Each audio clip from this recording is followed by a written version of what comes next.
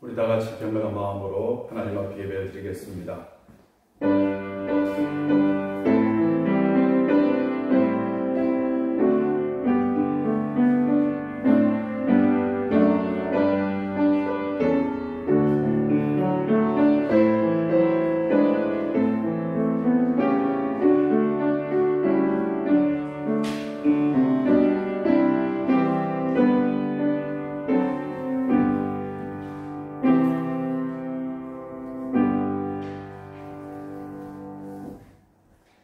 내 형제들아, 너희가 여러 가지 시험을 당하거든 온전히 기쁘게 여기라.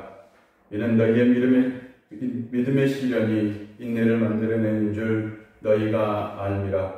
인내를 온전히 이루라. 이는 너희로 온전하고 구비하여 조금도 부족함이 없게 하려 함이라.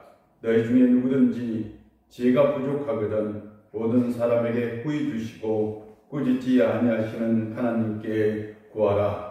그리하면 주시리라. 아멘. 하나님 아버지, 오늘도 우리를 수혜전으로 인도하여 주셔서 감사드립니다. 또한 하나님의 신령한 말씀을 들을 수 있도록 은혜 주셔서 감사드립니다. 아버지 하나님, 이 시간 우리 가운데 함께하여 주옵소서. 우리가 영적인 지혜가 늘 부족합니다. 우리에게 영적인 지혜를 채워주시옵시고 이 세상을 이기고 살아갈 힘을 주시옵소서. 아버지 하나님, 이 시간 우리 가운데도 말씀하여 주시고 하늘의 신령한 은혜가 우리의 영혼 가운데, 우리의 마음 가운데, 우리의 삶 가운데 가득 채워지게 하여 주시옵소서. 이 시간 예배드리는 모든 이들 가운데 성령께서 친히 함께하여 주옵소서. 예수님의 이름으로 기도합니다. 아멘. 찬송가 455장입니다.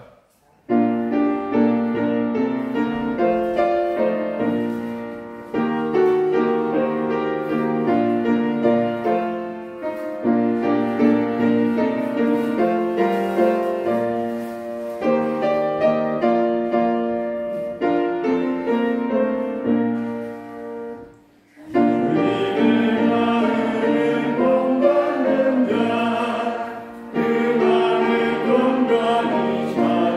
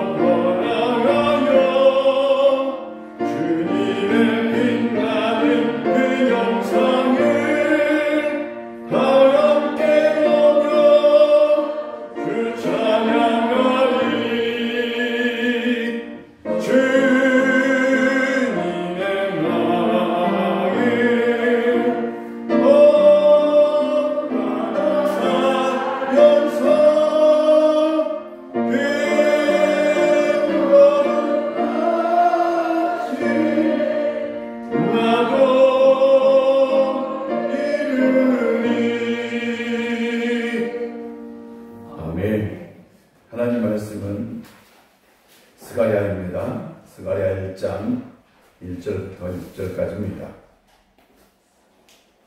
스가랴 1장 1절부터 6절까지 우리 한 절씩 교독하도록 하겠습니다. 다리오 왕 제2년 8째 달에 여호와의 말씀이 이도의 손자 베가랴의 아들 선지자 스가랴에게 임하니라. 이르시되 그러므로 너는 그들에게 말하기를 만군의 여호와께서 이처럼 이르시되 너희는 내게로 돌아오라. 만군의 여호와의 말이니라. 그리하면 내가 너희에게로 돌아가리라. 만군의 여호와의 말이니라. 너희 자손을 본받지 말라. 만군의 여호와께서 약속한 사실을 내가 하나님을 얻어서 돌아오셨다. 그들을 믿지 아니하고 내게 믿지 아니하느니라. 여호와의 말이니라. 너희 조상들이 어디 있느냐? 또 선지자들이 영원히 살겠느냐? 너희가 나의 선지자들에게 명령하는 말과 너희 조상들에게 임하지 아니하느냐? 그러므로 그들에게 만군의 여호와께서 이리로 행하시고 뜻하신 것을 우리에게 하시리라. 아멘. 하나님 은혜가 오늘도 여러분 가운데 함께 하시길 바랍니다. 예수님께서 예루살렘 입성하실 때에 나귀 새끼를 타시고 입성하셨습니다. 이 나귀 새끼를 타실 때에 예수님께서 제자들을 먼저 마을로 보내서 주께서 쓰시겠다라고 얘기를 하라고 했죠. 그리고 나서 이 제자들이 나귀 새끼를 가지고 와서 그리고 예수님께서 그 나귀를 타고 예루살렘에 입성했습니다. 그런데 마태는 이것이 바로 예언의 성취다. 선지자가 이것을 예언했는데 이것이 성취되었다라고 얘기합니다. 그렇다면 예수님께서 나귀 새끼를 타고 예루살렘 입성할 것을 예언한 선지자는 바로 누구일까요? 오늘 우리가 읽었던 스가랴 선지자입니다. 우리 9장 9절 한번 찾아볼까요? 9장 9절입니다. 스가랴 9장 9절. 우리 다 같이 한번 읽어보겠습니다. 다 같이 한번 스가랴 9장 9절입니다. 시작. 시온에 따라 크게 기뻐할지어다. 예루살렘에 따라 즐거이 부를지어다. 보라, 내 왕이 내게 임하시나니 그는 공의로우시며 구원을 베푸시며 겸손하여 나귀를 타시나니 나귀의 작은 것 곧 나귀 새끼니라. 아멘. 바로 이 스가랴 선지자가 예수님께서 그러니까 메시아가 나귀 새끼를 타고 예루살렘 입성할 걸 예언했고 그 말씀이 바로 성취되었습니다. 이렇게 구약 말씀 중에는 바로 예수님에 대한 말씀이 많이 기록되어 있고 또한 신약 성경을 기록했던 저자들은 구약의 말씀을 많이 인용을 했어요. 그러니까 구약의 말씀 어디에 있는 말씀은 바로 이 말씀을 갖다가 인용하는 거죠.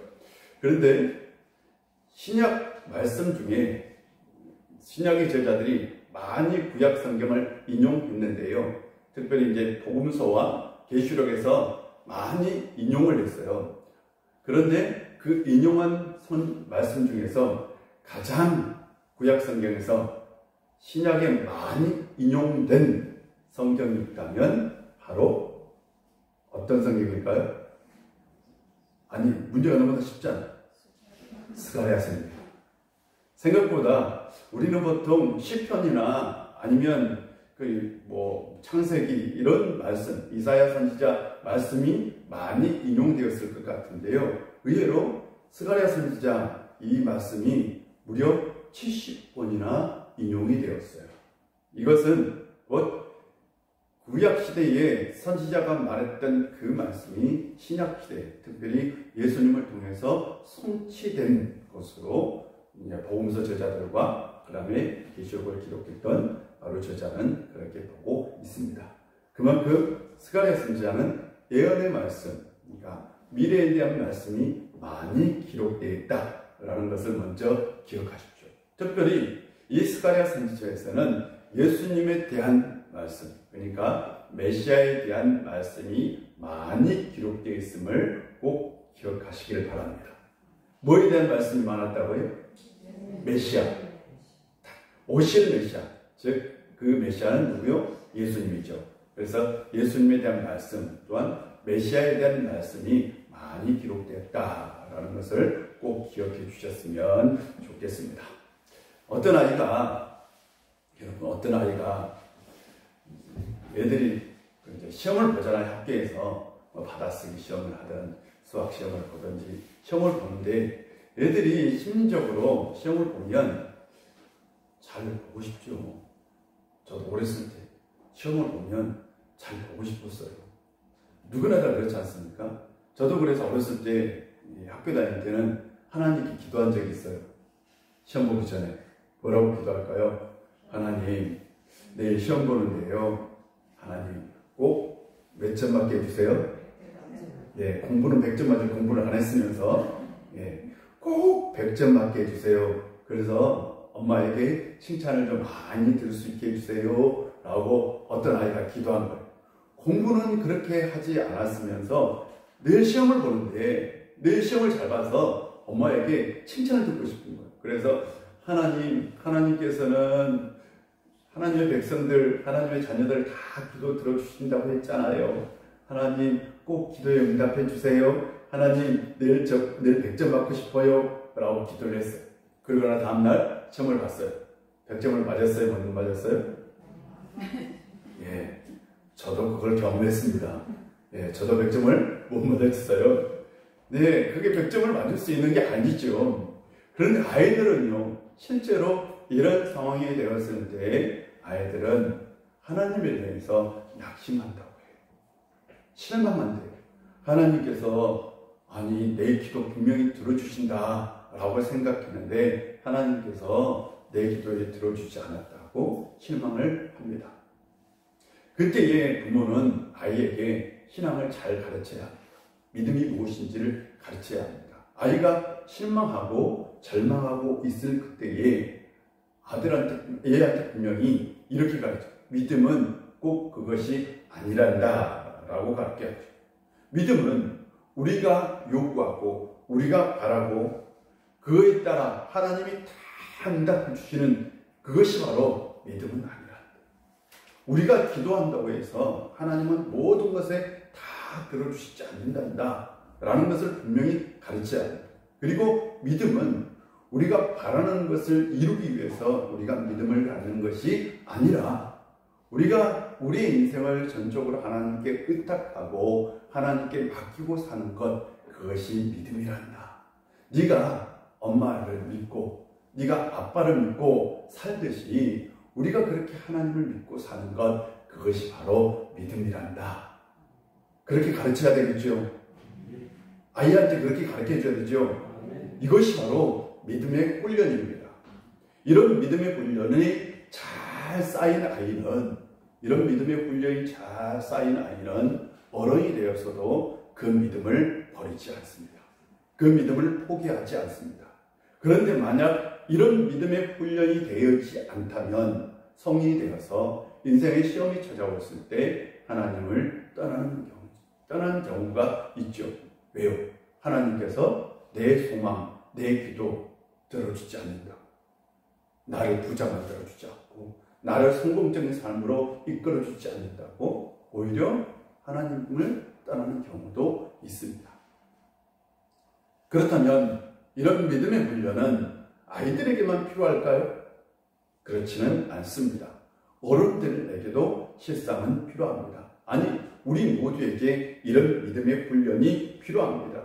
믿음의 훈련 중에서 가장 중요한 건 인내하는 겁니다. 참고 견디고 그 다음에 기다리는 겁니다. 하나님의 약속이 절대로 속히 이루어지진 않습니다. 하나님의 약속이 절대로 우리가 원하는 때에 이루어지지 않습니다. 하나님의 약속은 또한 우리가 원하는 모든 그대로 다 이루어지지도 않습니다. 다시 말씀드립니다. 하나님의 약속은 우리가 원하는 때에 이루어지지 않습니다. 하나님은 우리가 원하는 것을 다 채워주지 않습니다. 하나님은 하나님의 방법대로, 하나님의 뜻대로, 하나님의 시간에 그 약속을 성취하십니다. 그렇다면 우리가 해야 할 믿음의 훈련은 뭐냐? 참고, 견디고, 기다리는 거예요. 언제까지? 하나님의 뜻이 이루어질 때까지. 그때까지 절망하지 않고 낙심하지 않는 겁니다. 그런데 대부분의 많은 사람들은 하나님께서 뭔가 분명히 약속해 주셨어요. 이렇게 될 것이다.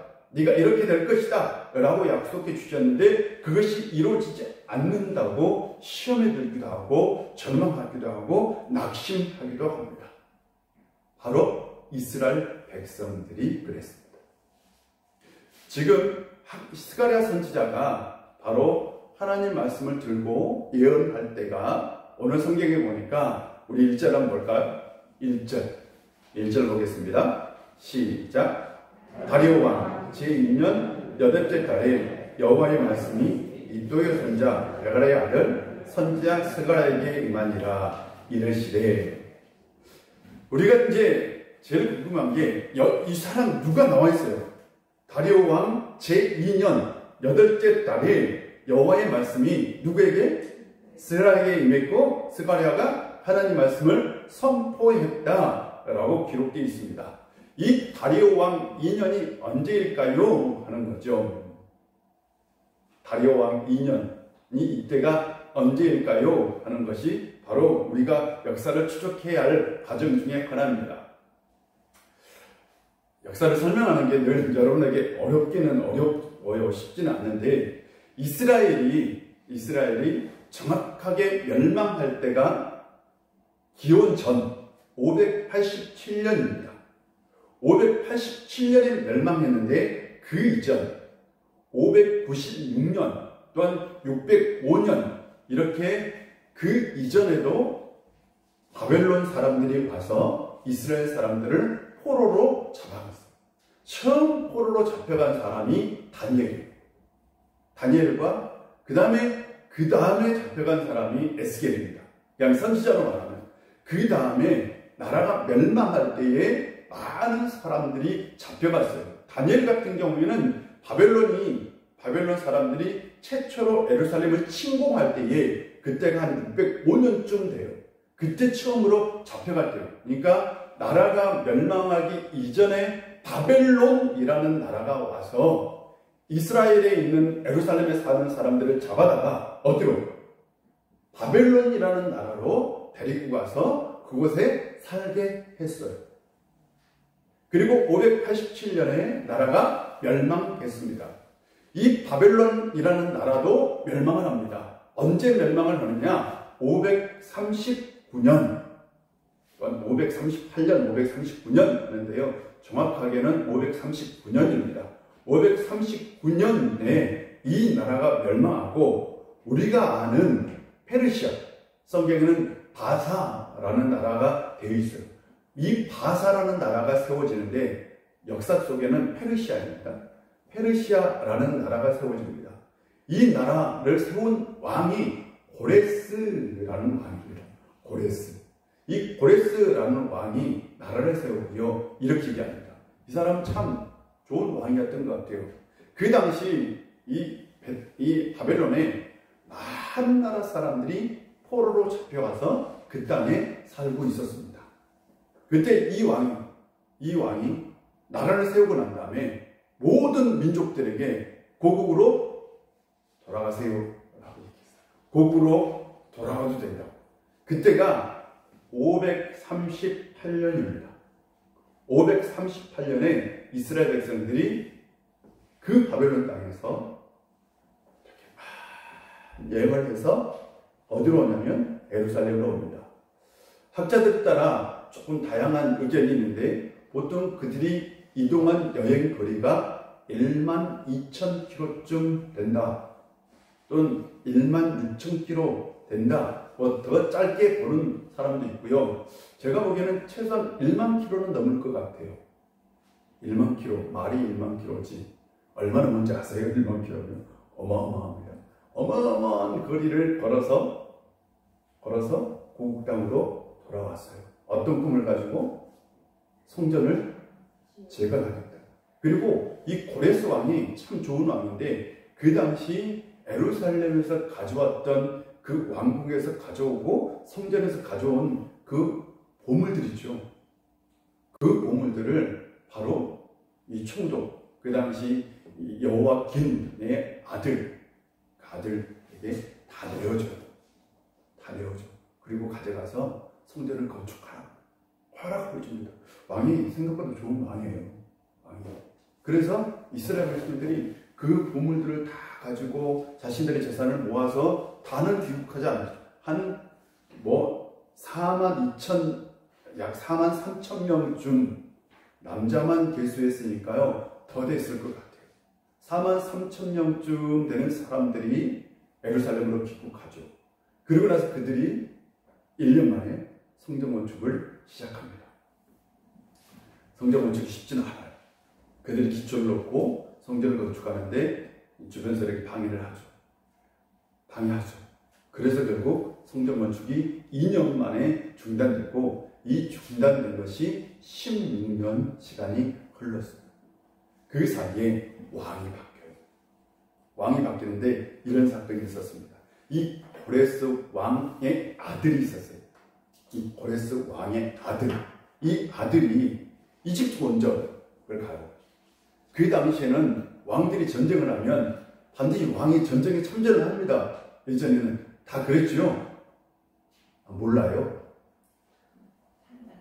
참전해요. 네. 자신이 직접 군대를 이끌고 그 전쟁 가서 전쟁을 합니다. 네? 이게 고대 왕들이 하는 요즘과는 완전히 달라요. 고대 왕들은 직접 자신들이 군대를 이끌고 가서 전쟁을 해요. 그 왕이 멀리 이집트까지 원정해서 승리했어요. 그리고 집으로 돌아가는 그 길에 소식이 하나 들립니다. 소식이 들리는데 그 페르시아 왕궁 그 도시에 바로 왕이 죽였던 바로 왕의 형이래. 분명히 왕이 어떤 형을 죽이라고 했었는데 그 왕의 형이라고 자처한 사람이 그 왕권을 잡았다는 거예요. 잡았다는 소식을 듣고요. 신기하게도 그 사람이 돌아오는 그 원정길에 자결을 합니다. 신기하죠. 그게 진짜였나 봐. 그게 진짜였는지 가짜였는지 역사 속으로 몰라요. 그런데 분명한 건 그 왕이 원정길에 돌아오다가 분명히 자기 형이라고 자처하는 그 사람이 나타나서 왕이 되었다라는 소식을 듣고 그냥 오다가 자결을 했어요. 그러자 그 당시 그 왕을 모시고 있었던 왕족이 있었어요. 왕족이며 군대 장군이 있었는데 이 사람이 바로 다리우스라는 사람입니다. 이 사람이 자기가 스스로 그 궁에 가서 그 자칭 왕이라는 사람을 어떻게 해요? 처형하고 자신이 왕이 됩니다. 그때 이 나라가 얼마나 그때가 막 복잡했겠어요. 이제 이런 복잡한 상황이 됐잖아요. 이런 복잡한 상황 가운데 있을 그 시기쯤이라고 얘기를 해요.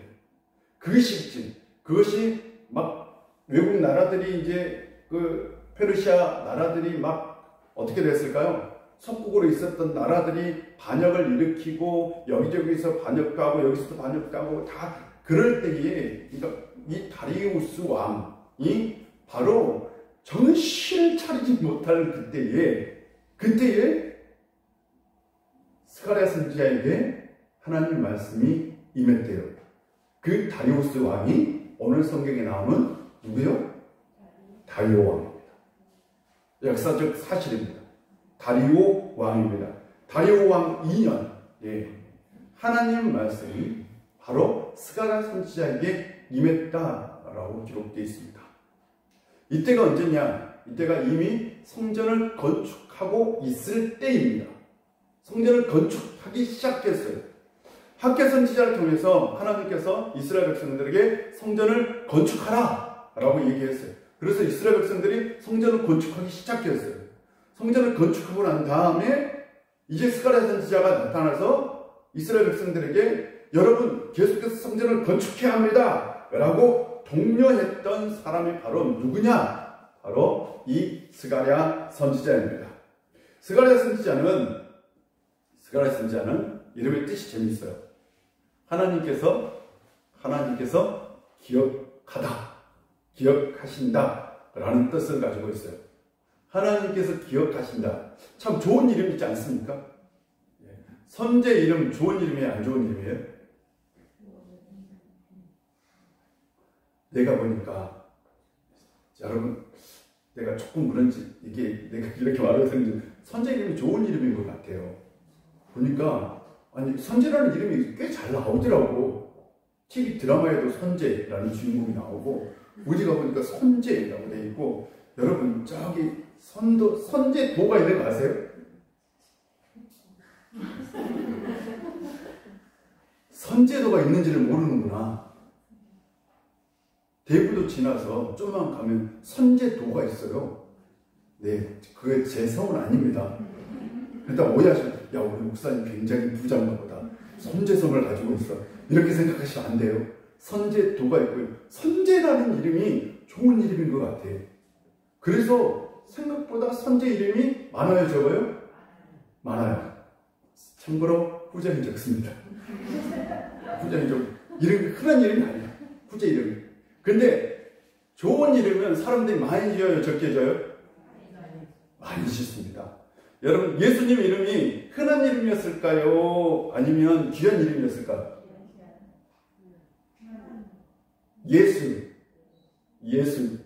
예수를 구약 성경에는 나와요. 여호수아, 예수야. 오늘 성경에도 나오죠. 이게 바로요 굉장히 흔한 이름이에요. 그 당시 이스라엘에서. 왜? 이게 좋은 이름이에요. 구원하다라는 뜻을 가지고 있는 좋은 이름이잖아요. 그래서 흔한 이름이에요. 근데 스가랴도 얼마나 좋은 이름이에요. 하나님께서 기억하신다 라는 이름의 뜻을 가지고 있어요. 좋은 이름이에요. 그래서 이 스가랴라는 이름이 구약성경에 많이 나옵니다. 구약성경에 많이 나와요. 스가랴 이름이. 근데 여러분이 스가랴 이름을 볼 때에 그 스가랴 선지자인가? 아닙니다. 절대 오해하시면 안 돼요. 스가랴라는 이름이 많이 나와요. 왜? 이 이름이 좋은 이름이었어요. 어떤 뜻을 가지고 있다고요? 하나님께서 기억한다. 하나님이 기억하는 인물은 좋은 인물이죠. 저는 여러분 모두가 다 스가랴가 되었으면 좋겠어요. 여러분 모두가 다 하나님 안에서 스가랴가 되시길 바랍니다. 정스가랴. 이스가랴, 박스가랴. 얼마나 다 좋은 이름이잖아요. 이런 하나님이 기억하는 사람이 되기를 주 이름으로 축복합니다. 꼭 하나님께서 기억한 그런 사람이 되었으면 좋겠고요. 그런데 스가랴 선지자는 바로 제사장이었어요. 제사장 가문의 출신이었습니다. 그가 제사장 가문에서 태어나서요. 제사장이었다는 것은 바로 이또라는 사람이 제사장이었어요. 그래서 그가 제사장 가문이라는 것을 알 수 있습니다. 제사장은 종신직입니다. 그런데 선지자는 종신직은 아닙니다. 꼭 또한 제사장은 혈통, 그러니까 아버지가 제사장이면 누가 제사장이에요? 아들도 제사. 그러니까 반드시 세습직을 가지고 있어요. 근데 선지자는 세습직입니까? 아닙니까? 선지자는 세습직이 아니에요. 선지자는 하나님의 부르심을 받은 사람입니다. 그런데 특별하게 이 스가랴 선지자는 에레미야도 그랬는데요. 에레미야도 제사장이면서 선지자였어요. 근데 이 스가랴도 제사장이면서 선지자, 에스겔도 제사장이면서 선지자. 이 사람도 제사장이었으면서 동시에 뭐였다? 선지자였어요.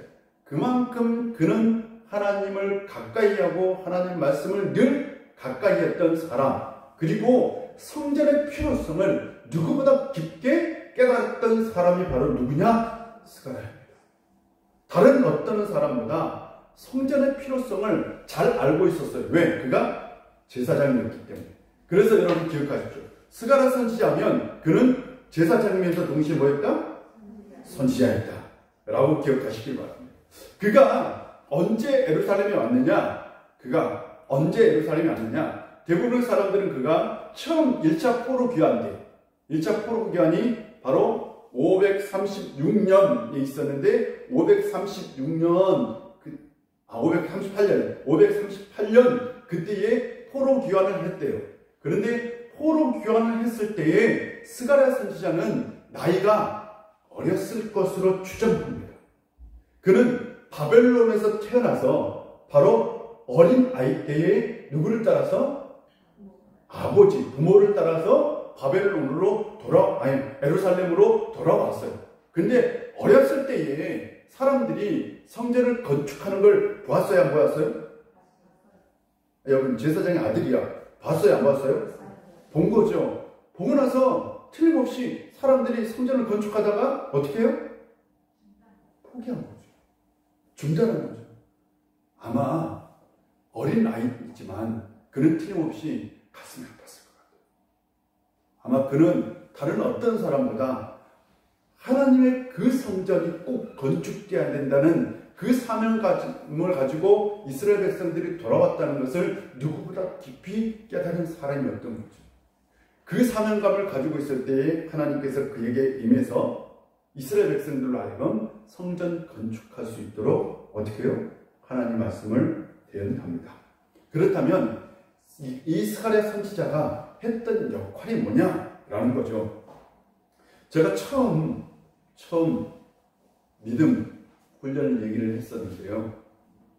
바로 다른 것이 아니라 이스라엘 백성들은 하나님께서 성전을 건축하고 이스라엘 백성이 돌아와서 성전을 건축하고 또한 그 성전이 재건을 통해서 틀림없이 하나님께서 이스라엘 백성들에게 복을 주시고 하나님 나라가 이루어지고 열방이 시온으로 돌아와서 모든 귀한 문물을 가지고 시온으로 돌아와서 하나님 앞에 경배할 것으로 생각을 했어요. 이게 이스라엘 백성들의 꿈입니다. 이스라엘 백성들의 비전은 뭐냐? 그냥 단순히 성전을 건축하는 게 아니었어요. 그들의 꿈, 그들의 비전은 만약 자신들이 돌아와서 하나님 성전을 건축하고 그러고 나서 이스라엘이 회복되었을 때, 이때 하나님이 통치하는 나라가 되었을 때, 하나님 나라가 통치하면 열방들이, 외국 사람들까지 그냥 그들이 금보화를 들고 하나님 앞으로 나와서 시온을 향해 찾아와서 하나님 앞에 경배하며 하나님을 찬양하고 노래할 것이다. 그러니까 이스라엘의 완전한 회복의 역사가 일어날 것이다 라는 생각을 가지고, 그런 마음을 가지고 성전을 건축하기 시작했다고요. 그런데 웬걸? 경제적으로 너무나 힘든 거예요. 오히려 주변 사람들이 방해를 합니다. 하물며 그 위쪽에 있는, 바로 위에 있는 사마리아 사람들도 방해하고, 옆쪽에 있는 강 건너 동쪽에 있는 그 총독도 방해를 하고, 자신들이 예측했던 일이 일어나지 않는 거예요. 자신들이 기대했던 일들이 전혀 일어나지 않는 겁니다. 그래서 그들이 어떻게 해요? 하나님이 우리를 도와주지 않나? 하나님의 약속은 가짜였나? 그리고 나서 그들이 절망감에 빠지고 그들이 패배감에 빠졌던, 그것이 바로 15년 동안 계속해서 지속되었고, 그것이 이스라엘 백성들을 사로잡고 있었던 마음이었습니다. 무려 15년 동안 이스라엘 백성들은 패배감에 젖어 있었어요. 야, 하나님의 뜻은 이루어지지 않나 보다. 하나님의 그 약속은 성취되지 않나 보다 라고 생각하고 있을 그때에 바로 스가랴 선지자는 하나님의 말씀을 선포합니다. 그는 어떤 하나님의 말씀을 선포했을까요? 하는 겁니다. 세 가지인데요. 첫 번째 메시지는 뭐냐? 그가 선포했던 첫 번째 메시지는 바로 성전이 재건되면 반드시 이스라엘 백성들과 하나님과의 관계가 회복될 것을 얘기합니다. 이스라엘과 하나님 백성이 회복될 것이다. 이것을 다른 말로 표현하면 이전의 관계로 완전히 회복되고 돌아갈 것이다 라고 얘기합니다. 스가랴 선지자가 이렇게 할 때 가장 강조한 건 뭐냐? 하나님의 은혜와 자비입니다. 하나님의 은혜와 하나님의 자비가 그들 가운데 역사할 때에 그때에 이스라엘 백성들이 완전히 회복의 역사가 일어날 것이다 라고 얘기합니다. 그래서 스가랴 선지자가 말하는 게 뭐냐면 처음에 한 게 뭐냐면 돌아오라. 누구에게요? 누구에게 돌아오라? 하나님께로 돌아오라.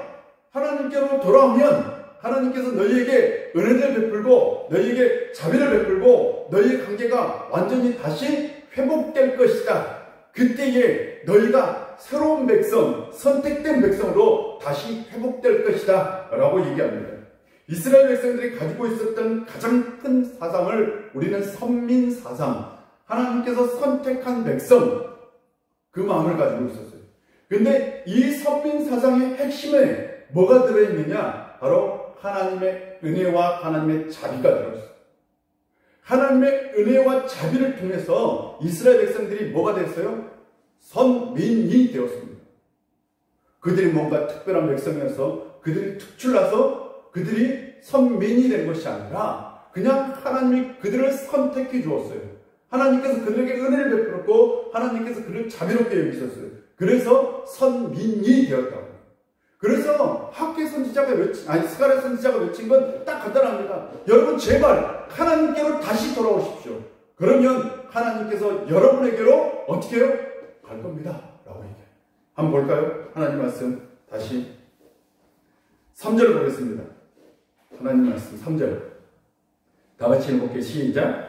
그러므로 너는 그들에게 말하기를 만군의 여호와께서 이것처럼 이르시되 너희는 내게로 돌아오라. 만군의 여호와의 말이니라. 그리하면 내가 너희에게로 돌아가리라. 만군의 여호와의 말이니라. 너희가 내게로 돌아오면 하나님께서 뭐 하신다고? 내가 너희에게로 돌아가겠다. 내가 너희에게 돌아가서 은혜를 주고 자비를 주겠다 라는 겁니다. 그렇다면 이스라엘 백성들이 하나님께로 돌아가는 건 뭐예요? 여러분 이스라엘 백성들이 하나님께로 유턴하는 건 뭐예요? 성경에서 하나님께로 다시 돌아가는 걸 뭐라고 표현합니까? 회개라고 표현합니다. 회개는 성경에서 말하는 회개는 다시 하나님께로 돌아가는 거죠. 여기서 지금 스가랴 선지자가 하나님께로 돌아오라 라는 말씀은 너희들이 이전의 삶을 청산하고 이전의 모든 것들을 버리고 너희 조상들이 행했던 모든 것을 버리고 하물며 너희 조상들이 포기했던 그 마음도 다 벗어버리고 다 하나님께로 유턴 돌아오라. 회심하라. 회개하라. 그때 하나님께서 너희를 어떻게? 받아주시라 라는 말씀입니다. 하나님의 은혜와 하나님의 자비는 반드시 회개하는 사람에게 있습니다. 여러분 우리가 반드시 낙심하고 절망했을 그때에는 어떻게 해야 될까요? 다시 하나님께로 돌아가요. 혹시 여러분이 그런 상황을 만나면 다시 반드시 하나님께로 그냥 돌아가세요. 하나님께로 돌아갈 때에 반드시 여러분 안에 하나님의 은혜가 임할 것이고 여러분 안에 여러분과 하나님의 관계가 반드시 회복될 줄로 믿습니다. 중요한 건 하나님께로 돌아가는 겁니다. 그 다음에요. 두 번째로 말하는 건 바로 열방의 구원입니다. 이스라엘 백성들만 구원을 받을 것이 아니라 반드시 하나님은 이스라엘 백성들만 구원하는 것이 아니라 열방도 구원할 것을 스가랴 선지자는 얘기하고 있습니다. 왜 열방을 구원하시냐? 바로 하나님이 이 세상 창조자이며 이 세상 통치자이기 때문에 하나님은 우주의 통치자이기 때문에 반드시 이스라엘 백성들만 회복시키는 것이 아니고 바로 이 세상에 있는 모든 열방 모든 나라들을 다 어떻게 해요? 구원하신다 라는 말씀이 포함되어 있습니다. 그러니까 스가랴서는 반드시 이스라엘 백성들만 위한 성전이 아니에요. 성전의 회복은 이스라엘 백성들만 위한 성전이 아닙니다. 누구를 위한 성전이기도 할까요?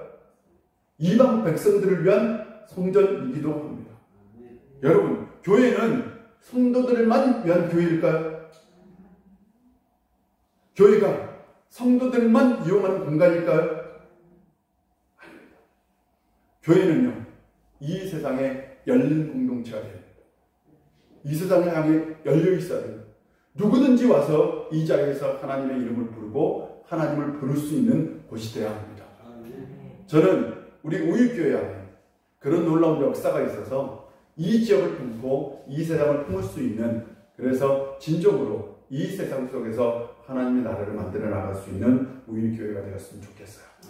세 번째로 그가 말씀을 선포하는 건 바로 이스라엘 공동체가 하나님의 은총 가운데 반드시 회복되어서 새로운 공동체가 될 것을 얘기하고 있습니다. 하나님께서 반드시 그가 약속한 그 약속이 이루어져서 이스라엘 백성들은 완전히 새로운 공동체가 될 것을 말씀하고 있어요. 이건 중요합니다. 하나님의 은혜가 우리 가운데 임하면 우리는 새로운 피조물이 되죠. 새로운 삶이 되죠. 여러분에게도 늘 하나님의 은총이 있어서 날마다 새로운 삶, 새로운 삶의 역사가 일어나기를 주의 이름으로 축복합니다. 이것이 바로 하나님께서 우리에게 주신 은혜입니다. 분명히 스가랴 선지자는 세 개를 얘기합니다. 첫 번째로는 하나님의 은혜와 자비, 두 번째는 열방의 구원, 세 번째는 이스라엘 백성들이 새로운 공동체가 될 걸 얘기하고 있습니다. 이 은혜가 여러분 가운데 임하기를 주의 이름으로 축복합니다.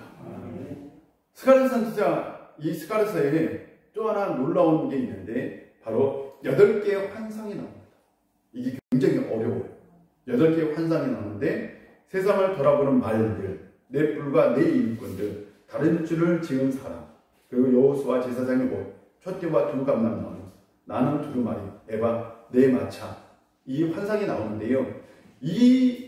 이것을 잘못 해석하면 이단이 되기도 해요. 잘못, 두 감람나무, 이게 신천지가 주로 사용하는 용어입니다. 두 감람나무. 누가 두 감람나무다, 이런 얘기도 하는데요. 이거 잘못 해석하면 이단이 되는 말씀인데 다음주부터는 하나하나 환상 얘기를 같이 한번 풀어나가도록 하겠습니다. 기도하겠습니다. 아버지 하나님, 오늘도 우리 가운데 함께 해주시고 은혜 주셔서 감사드립니다. 스가랴 선지자의 말씀 참 어렵고 동시에 우리에게는 큰 은혜가 되는 말씀이기도 합니다. 아버지 하나님, 앞으로 계속될 이 스가랴의 말씀을 통해서 하나님의 귀한 말씀 깊이 있게 깨달을 수 있는 은혜를 우리 모두에게 허락하여 주시옵시고, 일단 제가 이 말씀을 들고 하나님의 말씀을 바르게 전할 수 있는 주의 목자가 되게 하여 주시옵소서. 또한 우리 성도님들 이 자리에서 예배를 드리든 온라인으로 예배드리든 이 스가랴 선지자 말씀을 통해서 하나님의 은혜를 깨닫고 늘 하나님의 은혜와 자비 가운데 살아갈 수 있는 새로운 삶, 새로운 역사를 만들어 나가는 성도님들 되게 하여 주시옵소서. 아버지 하나님, 우리 우유교회가 날마다 든든하게 서가는 교회 되게 하여 주시옵시고, 오늘 이 자리에서 기도하는 모든 분들 가운데 하나님께서 복의 복을 다하여 주시옵소서. 특별히 우리 우유교회 환우들 가운데도 함께해 주시고, 하나님의 성령의 치유 역사로, 불같은 치유 역사로 그 육신, 그 아픈 것들이 온전히 회복되고 치유되는 기적의 역사가 반드시 일어나게 하여 주시옵소서. 특별히 암투병하는 우리 성도님들을 들어주시옵시고, 아버지 하나님의 그 성령의 놀라운 능력으로 완치되는 기적의 역사가 있게 하여 주시옵소서. 아버지 하나님, 오늘도 우리가 주님 앞에 간절히 기도하고 소망하고 바라는 모든 것들이 가정 안에 삶 가운데 꼭 이루어지게 하여 주옵소서. 예수님의 이름으로 기도합니다. 아멘. 우리 찬송가 461장 하겠습니다.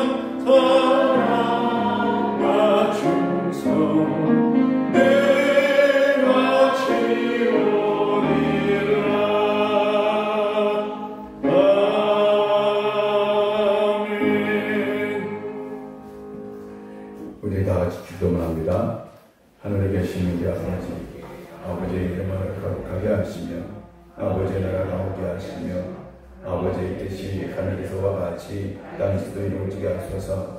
오늘 우리에게 일용할 양을 시켜주시고 우리가 우리에게 잘못한 사람은 용서해 준 것 같이 우리 죄를 용서하여 주시고 우리를 시험에 빠지지 않게 하시고 악에서 구하소서. 나라와 권능과 영광이 영원히 아버지의 것입니다. 아멘.